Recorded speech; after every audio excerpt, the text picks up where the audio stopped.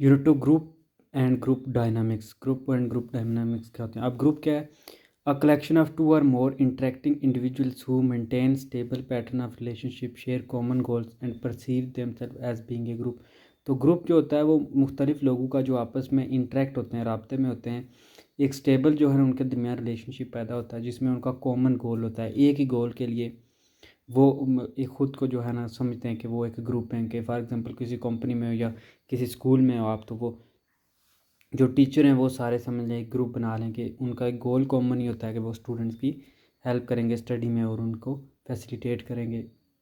तो वो एक ग्रुप होगा। अब थ्योरीज ऑफ ग्रुप फॉर्मेशन की क्या थ्योरी हैं? प्रोपिन propinquity interaction balance theory, exchange theory, 5 stage theory, punctuated equilibrium model. तो ये जो है ना 6 इसके बारे में थ्योरीज हैं ग्रुप फॉर्मेशन के बारे में। अब प्रॉप इनक्विटी क्या होती है? Individuals affiliate with one another because of special और जियोग्राफिकल प्रॉक्सिमिटी। तो जो प्रॉप इनक्विटी है इसमें क्या होता है कि इंडिविजुअल एक दूसरे के साथ मुल्हिक हो जाते हैं, राब्ते में हो जाते हैं, क्योंकि उनकी जो है ना जियोग्राफिकल प्रॉक्सिमिटी एक होती है, क्योंकि वो जियोग्राफिकली एक दूसरे के करीब होते हैं। इस वजह से वो जो है ना एक ग्रुप बना लेते हैं। अब इसके ड्रॉबैक है, it is not analytical and does not begin to explain some of the complexities of group formation and the modern development of globalisation and electronic online network and telecommunicating that gives new meaning to spatial और geographical proximity. तो इसका drawback ये था कि ये बिल्कुल simple सी थी, इसमें कोई कम्प्लेक्स चीज़ें नहीं इस्तेमाल हुई और इसमें मॉडर्न चीज़ जैसे ऑनलाइन नेटवर्क वगैरह की कोई यूज़ नहीं है। इस ये सिर्फ एक सिंपल सा था कि ठीक है एक जगह के लोग रहने वाले हैं, एक जगह के इकट्ठे एक दूसरे को जानते हैं, तो उनने एक ग्रुप बना लिया।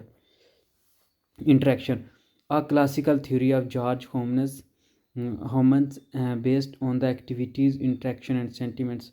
तो ये क्लासिकल थ्योरी है जो जॉर्ज होमन्स ने दी थी और ये उस बेस जो करती है कि एक्टिविटीज़ इकट्ठी हों, इंटरेक्शंस हुए आपस में और सेंटिमेंट्स यानी उनके जो है ना वो फीलिंग्स भी एक दूसरे के साथ अटैच हों। This theory lends a great deal to the understanding a group formation and process. तो ये थ्योरी जो है ना काफ़ी ग्रुप की फॉर्मेशन के बारे में जो है ना वो अंडरस्टैंडिंग प्रोवाइड करती है।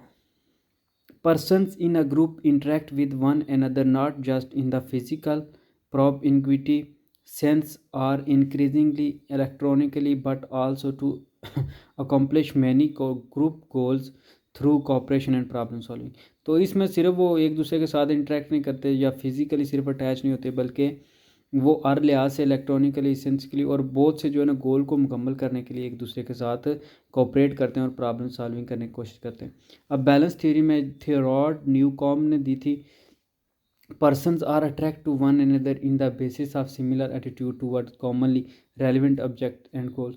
तो बैलेंस थ्योरी में क्या होता है कि सब कुछ बैलेंस होता है कि वो पर्सन जो है ना एक दूसरे के साथ सिमिलरली जो है ना अटैच हो जाते हैं, क्योंकि उनके गोल्स और जो है ऑब्जेक्टिव्स वो कॉमन होते हैं, रेलिवेंट होते हैं, एक दूसरे के साथ मुल्हिक होते हैं, जुड़े हुए होते हैं। तो वो फिर जो है ना एक दूसरे के साथ मिलकर एक बैलेंस थ्योरी बना लेते हैं।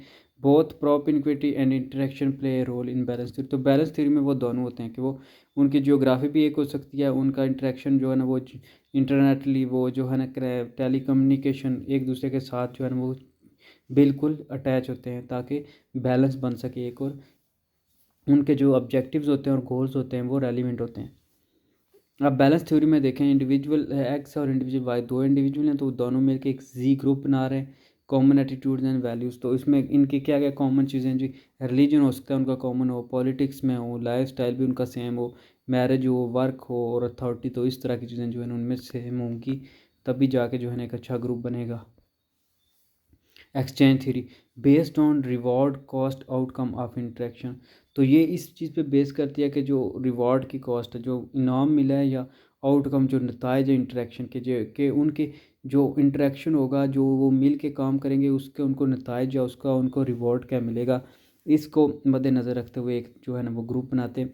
अ मिनिमम पॉजिटिव लेवल, जिसमें क्या होता है कि पॉजिटिव लेवल देखा जाता है कि रिवॉर्ड्स ग्रेटर देन कॉस्ट के, उनकी कॉस्ट जो है ना वो कम इन्वेस्ट करें तो उनको जो है ना वो फ़ायदा रिवॉर्ड ज़्यादा मिले। ऑफ एंड आउट को must exist in order for interaction और एफिलिएशन टू टेक प्लेस। तो एक्सचेंज थ्योरी में इस तरह का रिलेशनशिप बनाया जाता है कि ठीक है हम दोनों मिल के अगर काम करेंगे तो हमें ज़्यादा फ़ायदा होगा, reward from interaction gratify needs whereas cost incur anxiety frustration and embarrassment और फटीग। तो रिवॉर्ड जो है ना वो इंटरेक्शन करता है ताकि जो है ना वो उनकी नीड्स मुकम्मल हों, जबकि जो कॉस्ट है वो इनकर वो क्या करेगी, उनके दरमियान जो है ना वो परेशानियाँ फ्रस्ट्रेशन वगैरह लाएगी। Propinquity interaction and common attitudes all have roles in exchange. तो एक्सचेंज में ये तीनों चीज़ें अब आ गई हैं कि उनके जो है ना प्रॉप इनक्विटी जो वो जियोग्राफिकली जो एक थे इंटरेक्शन जो उनके दरमियान रिलेशनशिप बन रहा था, और कॉमन जो उनका था एटीट्यूड वगैरह, वो सारे एक्सचेंज थ्योरी में भी होते हैं, इंपॉर्टेंट रोल प्ले करते हैं। अब 5 stage model of group formation क्या क्या है। सबसे पहले है फार्मिंग, के फॉर्म बनता कैसे पे है group. Members get acquainted with each other. तो मेंबर जो है ना एक दूसरे के साथ इकट्ठे होते हैं पहले में फार्मिंग में। People tend to be bit confused and uncertain about how to act in group and how beneficial it will be to become a member of the group. तो फार्मिंग में अब क्या होता है कि लोग थोड़े कंफ्यूज भी होते हैं कि वो कैसे जो है ना इंटरेक्ट करेंगे, कैसे ग्रुप उन्हें फ़ायदा देगा और ग्रुप में का मेंबर बनने में उनको क्या फ़ायदा है। अब ये हो गया फार्मिंग में। दूसरा हो गया स्टॉर्मिंग। स्टॉर्मिंग में क्या होता है जी, characterised by high degree of conflict within the group.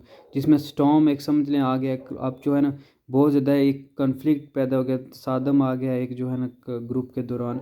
Members often resist the control of the group. अब इसमें मेंबर क्या करते हैं, कंट्रोल करते हैं ग्रुप लीडर्स को, और जो है ना हॉस्टिलिटी शो करते हैं एक दूसरे के अगेंस्ट, जो है ना वो कुछ ना कुछ थोड़ा एफर्ट लड़ाई झगड़े वाला।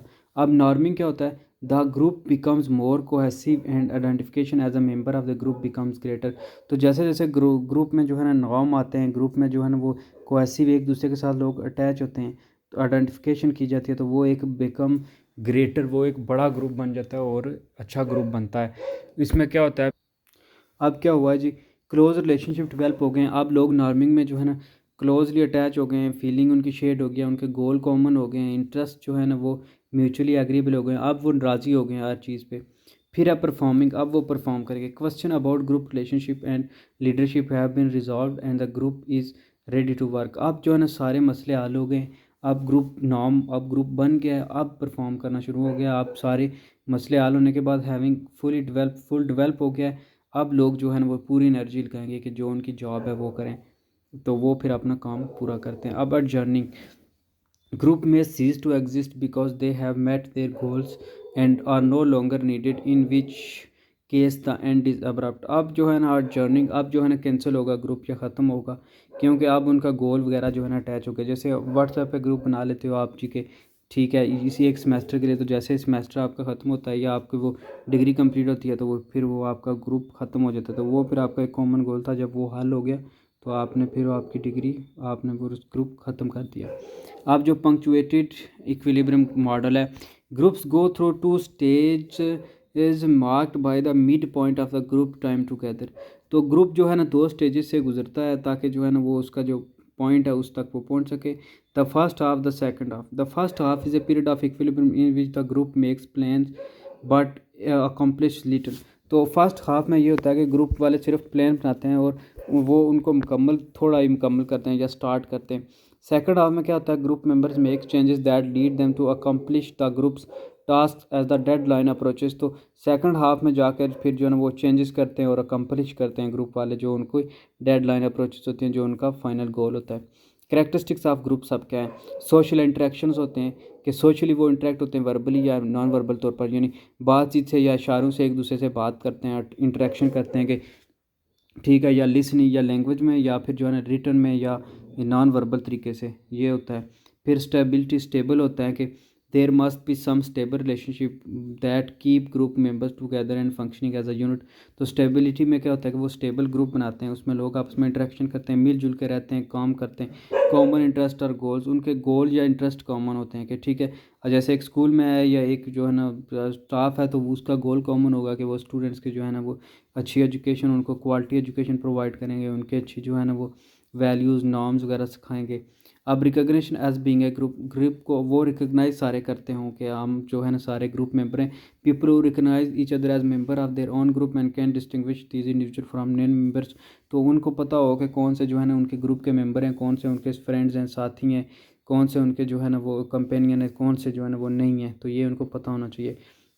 अब टाइप्स ऑफ ग्रुप, तो 2 टाइप्स ऑफ ग्रुप हैं, फॉर्मल ग्रुप्स हैं, इनफॉर्मल ग्रुप्स हैं। फॉर्मल ग्रुप्स में क्या होता है, कमांड ग्रुप्स होते हैं, टास्क ग्रुप्स होते हैं, जो जिनको कमांड मिलती है या टास्क कोई दिया जाता है तो वो एक टास्क के लिए इकट्ठे हो जाते हैं।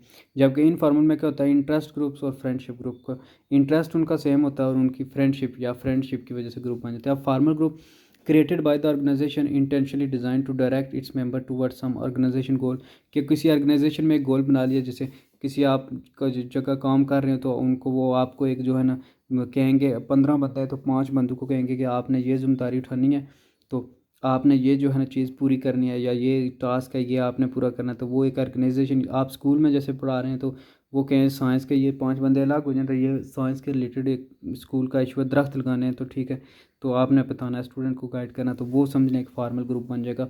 अब इसमें command group determined by the connection between individual who are a formal part of the organisation.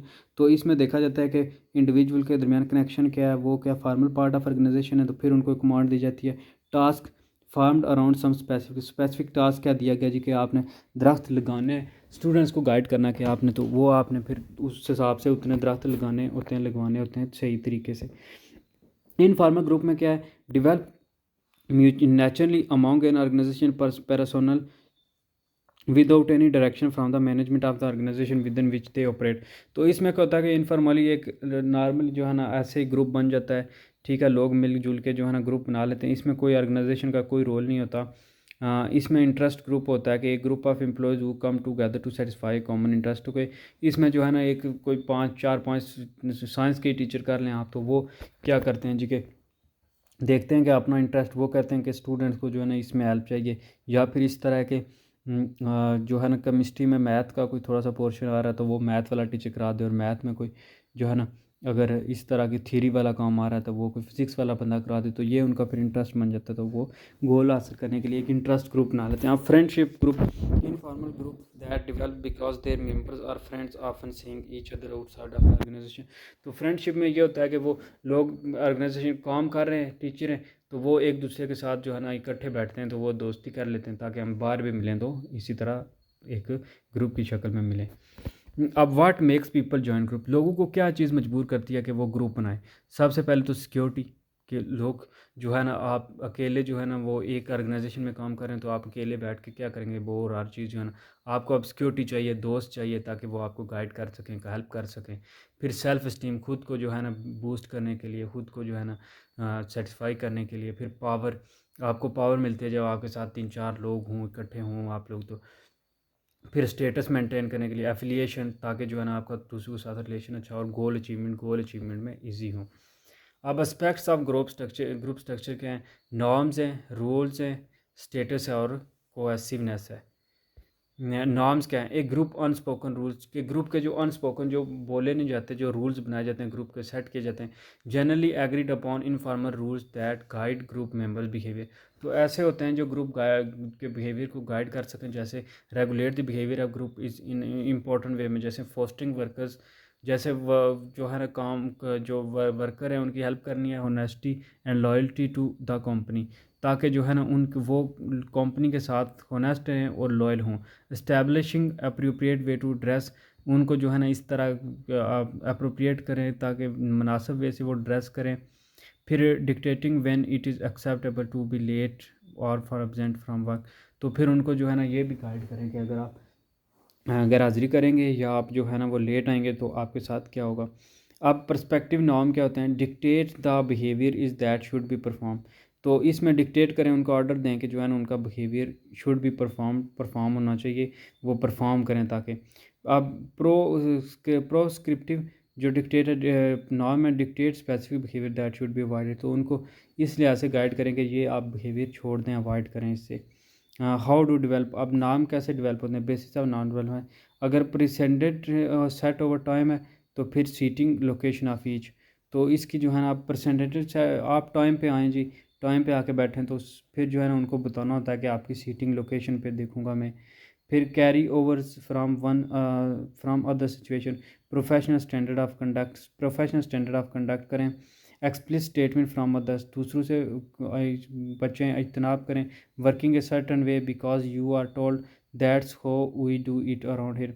फिर critical events in group history, after the organisation suffers a loss due to one person involving company secret से norm develop to maintain secrecy के secret जो है ना वो कुछ चीज़ें critical हैं उनको। तो अब दूसरा रोल्स क्या है, द हैट्स वी वेयर कि जो हमें अहदा दिया गया है उसके मुताबिक काम आपने करना है। The typical behaviour that characterise a person in a specific social context, तो उसका सोशल कंटेक्स्ट के लिहाज से उसका बिहेवियर जो है ना एक सेट किया जाता है कि role incumbent person holding a particular role, कि रोल इनकम्बेंट में क्या होता है कि पर्सन को ख़ास रोल दिया जाता है कि आपने ये रोल करना है, आप मैनेजर हो, आप सीईओ, आप इस तरह। फिर role expectation behaviour expected of that person के उसको जो है ना आप मैनेजर से वो एक्सपेक्ट करते हैं कि वो मैनेजर वाला रोल करे, मैनेजर की तरह काम करे, ऊपरों को लीड करे और जो है ना उनको अच्छे से गाइड करे जो नीचे उसके लोग काम करें। Role ambiguity confusion arising from not knowing what one is expecting to do as the holder of the role. तो इसमें क्या होता है कि वो जो रोल बंदा कंफ्यूज करता है उसको जो है ना वो कंफ्यूज होता है कि उसको जो रोल मिला है वो ये जो एक्सेप्ट कर रहा है उसको पता ही नहीं होता कि उस पर उससे क्या एक्सपेक्टेड है, वो उससे क्या काम करने हैं। Role definition various group member come to play different role in the social structure, तो रोल जो है ना डिफरेंशिएशन ये है कि मुख्तलिफ लोग मुख्तलिफ रोल प्ले करेंगे, जैसे टीम लीडर अलग करेगा, मैनेजर अलग करेगा, इसी तरह साइंस के टीचर अलग करेगा, हेड मास्टर का अलग रोल है, लेबॉर्ट्री वाले का अलग रोल है। अब status the prestiges of group membership, तो अब इसमें जो है ना ग्रुप मेंबर की जो है ना वो उनकी मोहतरम होते हैं वो। The relative prestigious social position or rank given to group और इंडिविजुअल बाय अदर्स, तो दूसरे जो उसको देते हैं इज़्ज़त देते हैं, जो उसको रैंक दिया जाता है ग्रुप में वो। अब नेचर क्या है, फार्मल स्टेटस क्या है, attempt to differentiate between the degree of formal authority given employee by an organisation, इसमें कोई ऑर्गेनाइजेशन एक बंदे को जो है ना वो कोई अथॉरिटी दे देती है। अब status symbol objects reflecting the position of an individual with an organisation hierarchy, तो जो है ना इसमें ऑब्जेक्टिव्स जो होते हैं वो के रिफ्लेक्ट रिलेट करते हैं कि और पोजीशन इंडिविजुअल की ऑर्गेनाइजेशन हायरार्की में। Ways where status symbols can help groups remind organisation member of their roles, तो इसमें जो है ना ऑर्गेनाइजेशन मेंबर को उनका रोल बताया जाता है। Provide assurance of their the various reward available to those who perform at a superior level, उनको बताया जाता है कि अगर आप सुपीरियर लेवल पे काम करोगे, आप अच्छा काम करोगे तो आपको ये जो है ना रिवॉर्ड मिलेगा। Provide a sense of identification by reminding members of the group values, उनको जो है ना सेंस ऑफ आइडेंटिफिकेशन दिया जाता है, उनको बताया जाता है कि आप जो है ना ग्रुप वैल्यूज़ को फॉलो करोगे तो आपको ये इनाम मिलेगा। इनफॉर्मल स्टेटस में क्या है, the prestigious accorded individual with certain characteristics that are not formally organized by the organization। Informal में अब फॉर्मल में ऑर्गेनाइजेशन का रोल होता है, इनफॉर्मल में ऑर्गेनाइजेशन का कोई रोल नहीं होता। इंडिविजुअल को जो है ना कुछ करेक्टरिस्टिक दी जाती हैं और वो फार्मली रिकगनाइज किए जाते हैं ऑर्गेनाइजेशन के थ्रू, नॉट फार्मली जो है ना वो ऑर्गेनाइजेशन के थ्रू नहीं किए जाते। अब इसमें क्या होता है, employees we are older or more experienced employees who have certain special skill, इसमें जो है ना फिर क्या होता है कि कुछ जो ऑर्गेनाइजेशन का रोल तो नहीं होता, इसमें देखा जाता है कि कुछ बंदों को एक्सपीरियंस है उनको फिर सुपीरियर का माना जाता है, या उनको ऊपर या उनके पास स्किल है तो उनको फिर लोग इज्जत देते हैं। कोहेसिवनेस अब गेटिंग द टीम स्पिरिट, के टीम के साथ अटैच कितने हैं। The strength of the group member desire to remain a part of the group, तो ग्रुप की स्ट्रेंथ इसी में, ताकत इसी में कि जितने लोग आपस में मिलजुल के काम करते हैं उनकी ख्वाहिश है। Refer to we feeling esprit de corps और sense of belonging to a group, के वो एक ग्रुप के साथ अटैच हो जाते हैं और उसके साथ काम करने में मज़ा आता है उन्हें। अब इम्पोर्टेंस ऑफ हाई कोहेसिवनेस क्या है, हाई कोहेसिवनेस में क्या होता है, यूनिटी, वो मिलजुल के रहते हैं, इत्तेफाक आता है, इंटरेक्शन उनके दरमियान ताल्लुक मजबूत होता है। पॉजिटिव फीलिंग पॉजिटिव आते हैं। Ability to cope with problem के साथ जो है ना वो लड़ना, प्रॉब्लम को हल करने में उनको हेल्प मिलती है। मोर प्रोडक्शन, तो प्रोडक्शन ज़्यादा होती है लोग मिलजुल के जब काम ज़्यादा करते हैं। अब लो कोहेसिवनेस होगी तो नेगेटिव फीलिंग्स आएंगी, एक दूसरे के ख़िलाफ़ जो है ना वो जेलसी और इस तरह जो है कंपटीशन बहुत ज़्यादा करेंगे, प्रॉब्लम ज़्यादा आएंगी और प्रोडक्टिव भी कम होगी। ग्रुप्स विद हाई जो कोहेसिवनेस है गेट बेटर रिजल्ट, तो ज़्यादा अच्छा रिजल्ट आता है जब लोग मिलजुल के काम। Factor influencing cohesiveness severity of initiation to the group में जितनी ज़्यादा जो है ना वो इंटेंशन होगी, जितनी ज़्यादा इंचुएशन होगी, उसकी शिद्दत को देख के जो है ना वो फैक्टर देखे जाते हैं कि ठीक है, लोग जितने जो है ना एक दूसरे के साथ मुखलिस होंगे उतना जो है ना अच्छा ग्रुप बनेगा। हाई एक्सटर्नल थ्रेट और कंपटीशन, तो अगर बाहर से थ्रेट ज़्यादा हैं तो वो अंदर वाले ग्रुप वाले ज़्यादा मिल के काम करेंगे, अच्छे से परफॉर्म करेंगे। अगर बॉल ईजी गया तो वो फिर जो है ना अपना अपना काम कोशिश करेंगे कि अलग अलग रिवॉर्ड लें। Greater time group members spend together, तो जो ग्रेटर टाइम ग्रुप मेंबर्स हैं वो जो टाइम मेंबर्स हैं वो ज़्यादातर जो है टाइम इकट्ठा स्पेंड करते हैं। Size of the group matter करता है। अगर 50 लोग हैं तो ज़ाहिर सी बात है फिर कुछ लोग अलग ही काम करना पसंद करेंगे, कुछ कि इस तरह जो है ना। अगर छोटा ग्रुप है तो फिर इजीली जो है ना वो लोग काम मिल के कर सकते हैं। हिस्ट्री ऑफ सक्सेस, फिर उनकी हिस्ट्री ऑफ सक्सेस भी देखी जाती है कि जी ठीक है ये लोग 5 मिल के बहुत कामयाबी से काम कर रहे हैं, तो वो फिर आगे जो है ना समझते हैं कि हम एक दूसरे के लिए लकी हैं, तो वो मिलजुल के फिर काम करते हैं।